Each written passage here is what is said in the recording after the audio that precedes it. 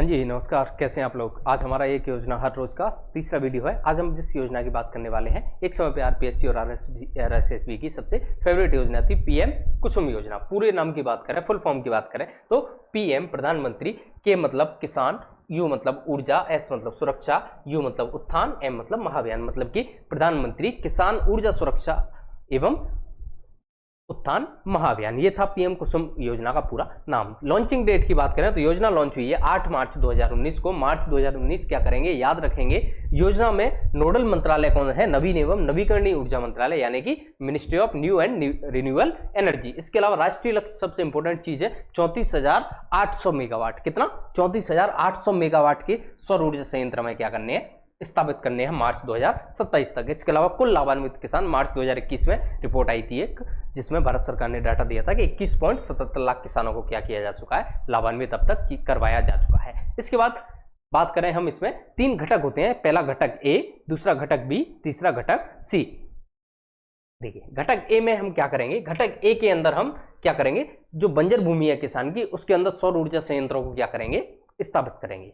घटक बी में क्या करेंगे, सौर कृषि पंपों को संस्थापित करेंगे। पहले में सौर ऊर्जा संयंत्र लगाएंगे, दूसरे में कृषि पंप लगाएंगे सौर ऊर्जा पे आधारित, तीसरे में जो पहले से कृषि पंप लगे हुए हैं किसानों के पास, उनको सोलराइजेशन करेंगे, उनको सौर ऊर्जा पे संयंत्रों पे क्या करेंगे, विस्थापित करेंगे। तो जो पीएम कुसुम योजना है, इसके 3 घटक है। पहला घटक ए, उसके अंदर सौर ऊर्जा संयंत्र लगाएंगे हम। दूसरा घटक बी, जो सौर ऊर्जा के कृषि पंप लगाएंगे हम।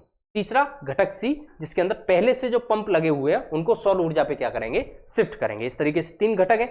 इन 3 घटकों का फायदा क्या है, देखिए पहला घटक सौर ऊर्जा संयंत्र हम लगा रहे हैं, बंजर भूमि पे लगाएंगे। बंजर भूमि किसान के लिए कोई फायदे में नहीं थी, लेकिन जैसे ही बंजर भूमि पे हम सौर ऊर्जा संयंत्र लगाएंगे, उससे हम बिजली क्या करेंगे, किसान क्या करेंगे, उसको ग्रिड पे बेचेंगे, या डिस्ट्रीब्यूटर जो कंपनी होती है, डिस्कॉम्स जो होती हैं, उनको हम बिजली बेचेंगे। तो किसानों की क्या होगी, बंजर भूमि से भी आय होना स्टार्ट होगी। दूसरा काम क्या होगा कि जो इलेक्ट्रिक सप्लाई करने वाली कंपनी है, बिजली जो डिस्ट्रीब्यूशन वाली कंपनी है, उनके ऊपर क्या होगा, भार कम होगा। कि एक क्षेत्र में अगर किसान बिजली उत्पादन कर रहे हैं तो उसी क्षेत्र से, उन्हीं किसानों की बिजली उत्पादन से उस क्षेत्र की बिजली की जो आवश्यकता है वो क्या हो जाएंगी, पूरी हो जाएंगी। सेकंड नंबर, सौर ऊर्जा के जो पंप हैं उनको स्थापित करेंगे। डीजल पंप से जब हम किसान सौर ऊर्जा के पंप पे जाएगा तो उसकी आय क्या होगी, सेव होगी, खर्चा क्या करेगा, बचेगा। तीसरा, कृषि पंपों का क्या करेंगे, सोलराइजेशन करेंगे, कि पहले से जो पंप लगे हुए हैं उनको किस पे हम शिफ्ट करेंगे, कृषि पंपों पे शिफ्ट करेंगे। तो जो घटक ए है, जिसमें हम सौर ऊर्जा संयंत्र लगा रहे हैं, इसमें राजस्थान का है पहला स्थान। ये हमें याद रखना है, राजस्थान की फर्स्ट रैंक कौन से घटक में,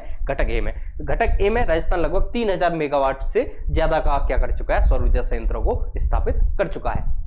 तो 8 मार्च 2019, नवीन एवं नवीकरणीय ऊर्जा मंत्रालय, किसानों की आय में वृद्धि करना, डीजल पंपों को सौर पंपों में बदलना, कृषि क्षेत्र को ऊर्जावान और आत्मनिर्भर बनाना, डिस्ट्रीब्यूशन जो कंपनीज हैं, डिस्कॉम्स पर सब्सिडी का भार क्या करना, कम करना। इसके बाद आगे देखें कि वित्त पोषण कैसे होता है। अगर किसान को सौर ऊर्जा संयंत्र लगाने हैं तो उसको फंडिंग कैसे मिलेगी। देखिए केंद्र सरकार की तरफ से 30% अंशदान उसको मिलेगा। इसके अलावा राज्य सरकार की तरफ से 30%, बैंक की तरफ से किसान, मतलब ये जो टोटल बैंक से ऋण लेना है और किसान का अंशदान है, इसको हम किसान का अंशदान बोलते हैं। 40%, 30 राज्य, 30 केंद्र और 40% किसान। उस 40% में से किसान 30% का क्या ले सकता है, ऋण ले सकता है, 10% उसको खुद देना पड़ेगा। तो 30 30 30 और 10, 30% सेंट्रल, 30% स्टेट और 10% कौन, किसान खुद। चुनौतियां क्या है कि ग्रामीण क्षेत्रों में पावर का क्या होता है, रिवर्स फ्लो होता है। वित्तीय जो डिस्कॉम कंपनी है उनकी आर्थिक स्थिति कमजोर है, वो भुगतान करने में किसानों को क्या कर देती हैं, देरी कर देती हैं। सब स्टेशन के पास उपयुक्त एवं सस्ती भूमि मिलना क्या है, कठिन है। इसके अलावा दूर दराज पैनल जो क्षेत्र है उनमें पैनल क्या हो जाते हैं, चोरी हो जाते हैं। सोलर पंपों के कारण भूजल का क्या हो रहा है, अतिरिक्त दोहन हो रहा है। ये कुछ चुनौतियां हैं जिनको अपन मेंस में अगर ये योजना आती है उसमें यूज कर सकते हैं। इसके अलावा देखिए राजस्थान एक अग्रणी राज्य, 3000 मेगावाट के जो कंपोनेंट ए प्लस सी है उनको स्थापित कर चुका है। कंपोनेंट ए में राजस्थान का कौन सा स्थान है, पहला स्थान है। 1 लाख सौर कृषि पंप स्थापित किए जा चुके हैं। 1.7 लाख किसानों को क्या दी जा चुकी है, बिजली का उपयोग, सौर कृषि का दिन में उपयोग करना क्या कर चुके हैं, स्टार्ट कर चुके हैं। ये राष्ट्रीय स्तर पे 21.77 लाख किसान क्या है, इससे लाभान्वित है। 34,800 मेगावाट क्या है इसका लक्ष्य है। इसके अलावा देखिए राजस्थान देश के अग्रणी राज्यों में शामिल है जिसमें सौर कृषि पंप एवं संयंत्र स्थापना में क्या है, उल्लेखनीय प्रगति है। मतलब कि सोलर के क्षेत्र में राजस्थान कौन से स्थान पे है, पहले स्थान पे है।